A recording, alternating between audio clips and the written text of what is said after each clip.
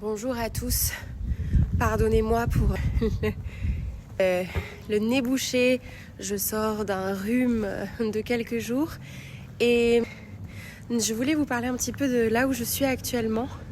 Je découvre et explore actuellement la cité médiévale de Montluçon.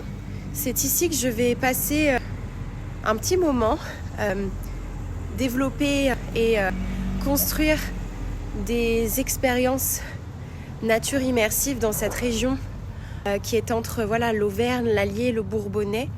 Et du coup, aujourd'hui, j'explore une partie de cette région qui est la ville de Montluçon.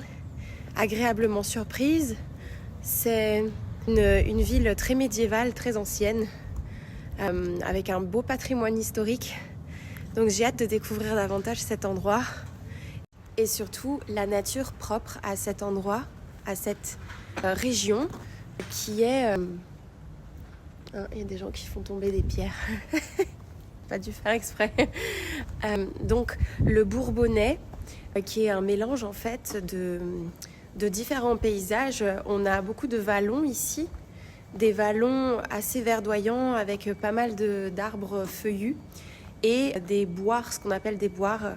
Je vous montrerai dans des vidéos prochaines, c'est-à-dire des amas d'eau qui ont été constitués par des débordements de ruisseaux, et ça crée en fait des touches d'eau comme presque des étangs qui n'en sont pas vraiment.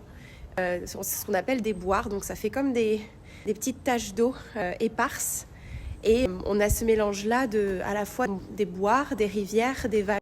Donc visiblement, ce qui constitue un peu les caractéristiques principales de ce territoire, c'est ces boires, ces vallons comme ça, avec beaucoup de ruisseaux qui viennent séparer un peu les différentes parcelles les unes des autres. Il y a beaucoup de rivières, beaucoup de ruisseaux, beaucoup de passages d'eau.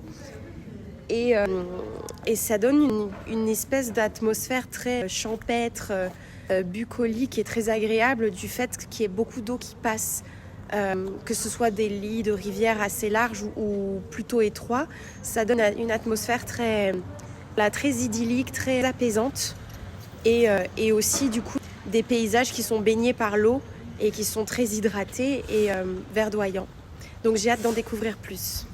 Donc dans les prochaines semaines, je vais pas mal partager sur mes découvertes ici du paysage, des atmosphères, de ce que ça évoque, de ce que ça crée, les énergies qui sont présentes ici, auxquelles je suis pas habituée encore et qui sont nouvelles pour moi.